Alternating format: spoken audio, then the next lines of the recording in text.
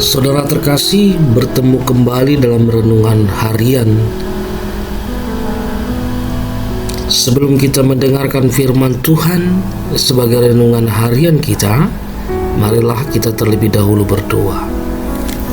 Bapa Sorgawi, terima kasih buat segala kebaikan dan kasih-Mu.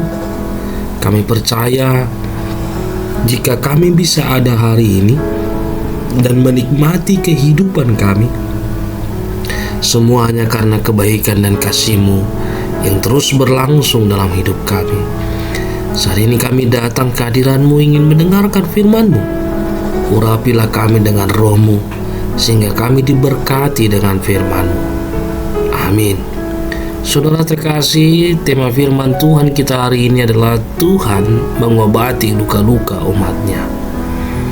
Saudara terkasih, Yehuda pada masa Nabi Yeremia mengalami keadaan yang sangat sulit. Mereka menderita sakit fisik di pembuangan saat itu. Lalu mereka tidak saja menderita fisik, tapi mereka juga diasingkan menjadi orang buangan di Babel.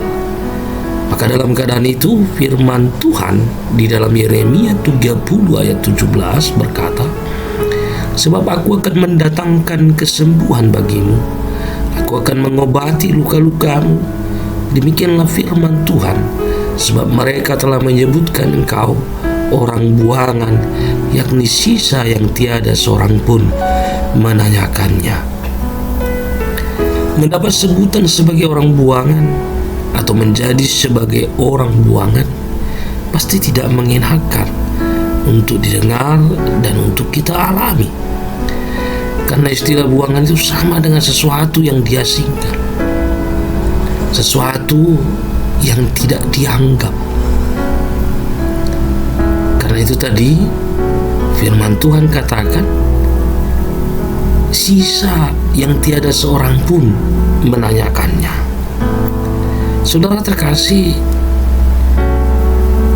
peristiwa yang dialami oleh Yehuda adalah merupakan tindakan Allah yang secara tanda kutip menghajar Yehuda. Kata menghajar maksudnya Tuhan melakukan murkanya atas Yehuda, karena Yehuda tidak hidup seperti yang Tuhan inginkan pada mereka sebagai umat-Nya. Mereka menyimpang dari perintah-perintah Tuhan. Maka Tuhan menghajar mereka, membuang mereka ke Babel. Namun harus diingat bahwa Allah menghajar Yehuda di sini seperti seorang bapa yang sedang mendidik anak-anaknya, yaitu karena kasih. Ia mau supaya Yehuda menyesali perbuatan-perbuatan mereka yang telah menyimpang dari Tuhan. Dan hal itu terlihat dari apa yang dikatakan oleh firman Tuhan kita hari ini, yang juga merupakan janji Tuhan dan juga kabar sukacita untuk menguatkan Yehuda pada saat itu yang sedang mengalami kesakitan, di mana Tuhan berfirman dan berkata, Dia akan datang untuk memulihkan dan mengobati luka-luka mereka. Saudara terkasih, tidak ada hal yang lebih berharga yang menjadi sukacita dalam hidup kita yang telah kita terima dari Tuhan dalam hidup ini, lebih dari Yesus Kristus. Kenapa? Karena di saat Tuhan menganugerahkan anaknya yang tunggal, Yesus Kristus, kepada kita, saat itulah Tuhan memulihkan keadaan kita dan mengobati luka-luka kita yang diakibatkan oleh dosa. Di saat kita manusia hidup dalam dosa, saat Yesus belum datang ke dunia ini, mati dan bangkit, saat itu kita masih menjadi hamba-hamba dosa. Kita masih menjadi tawanan dosa. Kita masih menjadi seteru Allah, orang asing di hadapan Allah, orang asing dalam kerajaannya. karena dosa. Namun ketika Allah menganugerahkan anaknya yang tunggal Yesus Kristus bagi kita, dan ia rela mati dan bangkit naik ke surga, saat itu kita menerima itu dalam iman, maka saat itu pula keadaan kita, hidup kita diobati dan dipulihkan oleh Tuhan.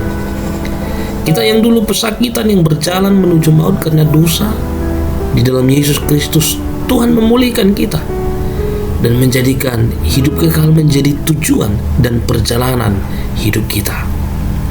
Kita yang dulu adalah hamba oleh karena dosa, tapi oleh Yesus Kristus kita bukan lagi hamba, dan kita tidak lagi menjadi hamba, melainkan kita adalah anak-anak Allah. Dimana kalau kita anak, Rasul Paulus katakan bahwa kita adalah ahli waris dalam kerajaannya, yang tertulis dalam Galatia 4 ayat 7. Kita yang dulu menjadi orang asing, yang terpisah dari Tuhan karena dosa yang memperhamba kita, oleh Yesus Kristus kita menjadi keluarga kerajaan Allah. Karena itu saudara-saudara terkasih, bersyukurlah selalu dalam hidup kita pada Tuhan, sebab tidak ada yang lebih berharga yang Tuhan sudah lakukan dan berikan dalam hidup kita selain daripada Yesus Kristus yang sudah dianugerahkannya kepada kita. Sebab melalui Yesus Kristus Tuhan memulihkan hidup kita, Tuhan mengobati luka-luka kita. Kiranya firman Tuhan ini menjadi berkat bagi kita sekalian dimanapun berada. Amin, kita berdoa. Terima kasih Bapa Sorgawi buat firman-Mu hari ini. Ajarlah kami menjadi anak-anak-Mu yang senantiasa bersyukur kepada-Mu di dalam hidup kami, dengan menjaga hidup kami yang telah Kau pulihkan dari segala perbuatan-perbuatan dosa, agar tetap hidup dalam firman dan kehendak-Mu saja. Amin.